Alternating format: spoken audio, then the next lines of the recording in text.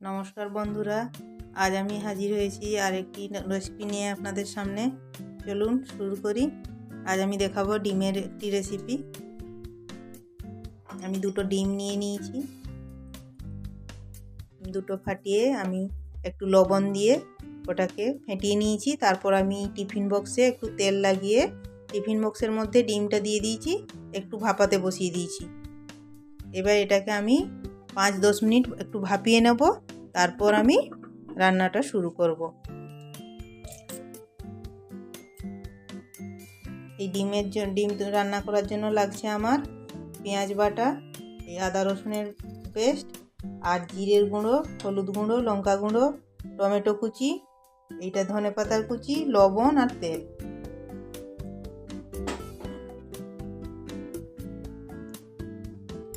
পাঁচ মিনিট পর আমরা ফিরে এলাম। আমি গ্যাসটা অফ করে দিয়েছি। এবার আমি এই বাটিটাকে তুলে নেব।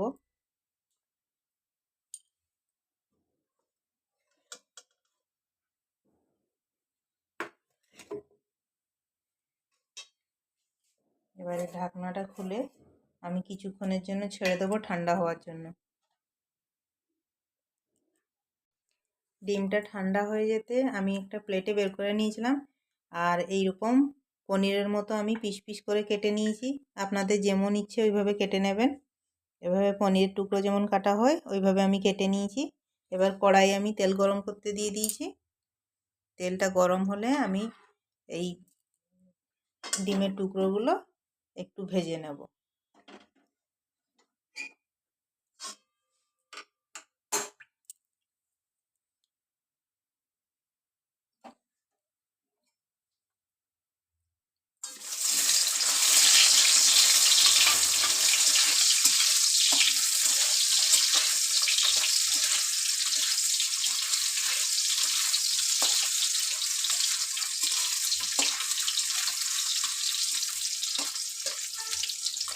কারো যদি মনে হয় যে ভাজার দরকার নেই, না ভেজেও এভাবে পিসগুলো রান্না করা যায়। একবার ভেজে করবেন, দেখবেন ওটা খেতে আরও ভালো লাগে।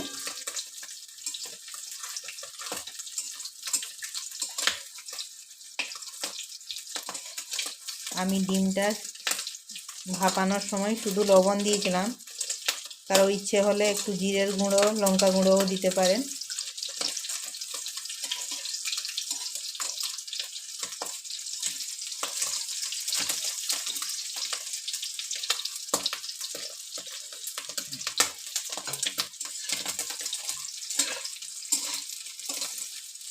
আমার এগুলো ভাজা হয়ে গেছে। এবার আমি ভাজাগুলো প্লেটে তুলে নেব।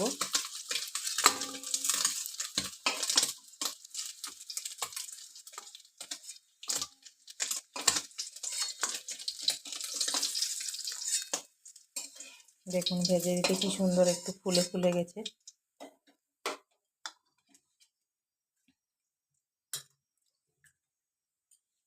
এবার কড়াই আমি আর একটু তেল দিয়ে দেবো।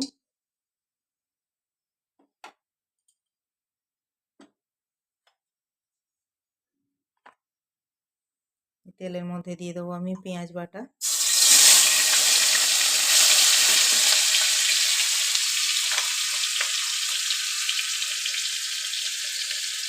আদা রসুনের পেস্ট 1 চামচ।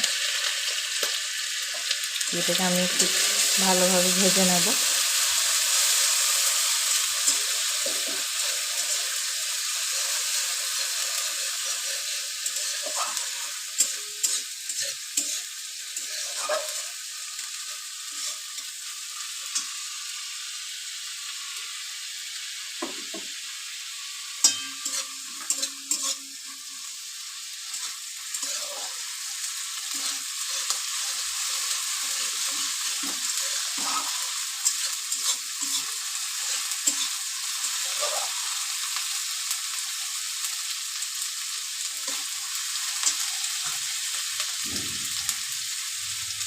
এবার আমি এর মধ্যে দিয়ে দেবো লঙ্কা গুঁড়ো, হলুদ গুঁড়ো আর জিরের গুঁড়ো।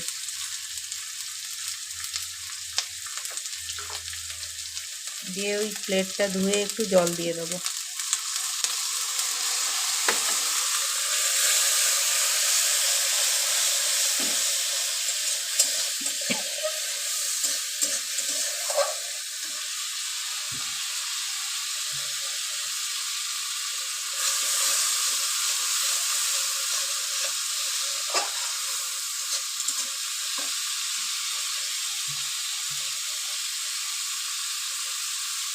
এবার দিয়ে দেবো আমি টমেটো কুচিটা।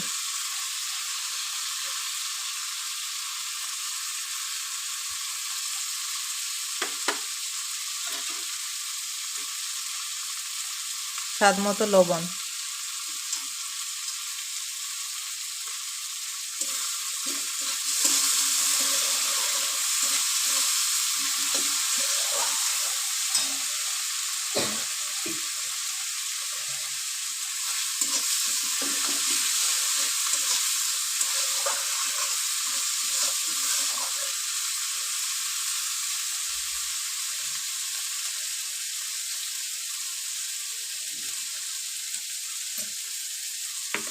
এর মধ্যে দিয়ে দেবো আমি সামান্য একটু জল।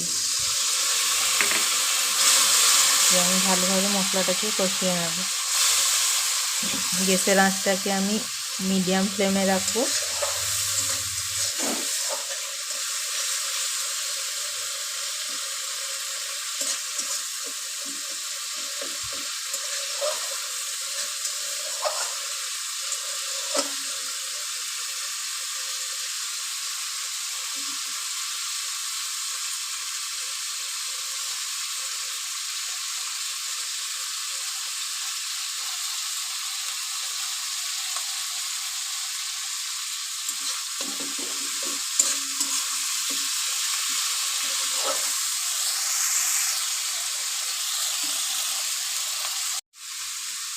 মশলাটা আমার ভালোভাবে ভাজা হয়ে গেছে, আর মশলার থেকে কাঁচা গন্ধও চলে গেছে, টমেটোটাও আমাদের গলে গেছে পুরোপুরি। এবার আমি এটাই দিয়ে দেব জল।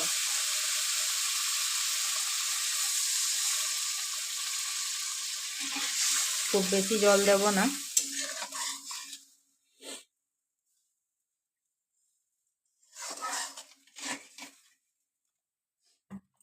এবার জলটা আমাদের ফুটে উঠলে আমি এর মধ্যে ওই ডিমের টুকরোগুলো ছেড়ে দেব।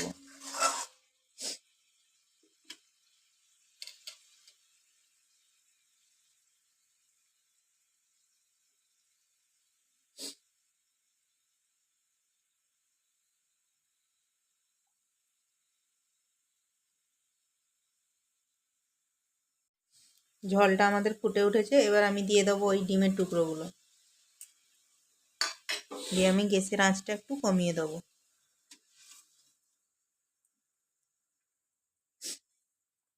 লো আঁচে আমি কিছুক্ষণ ওটা ফোটার জন্য ছেড়ে দেবো।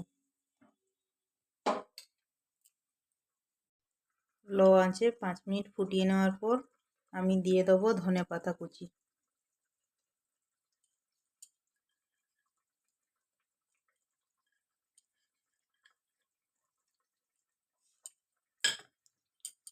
আর একটু গরম মশলা।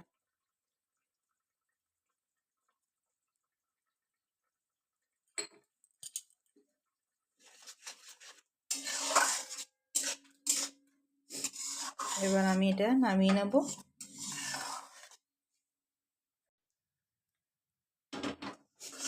এইভাবে গরম গরম সার্ভ করুন ডিমের এই রেসিপিটি।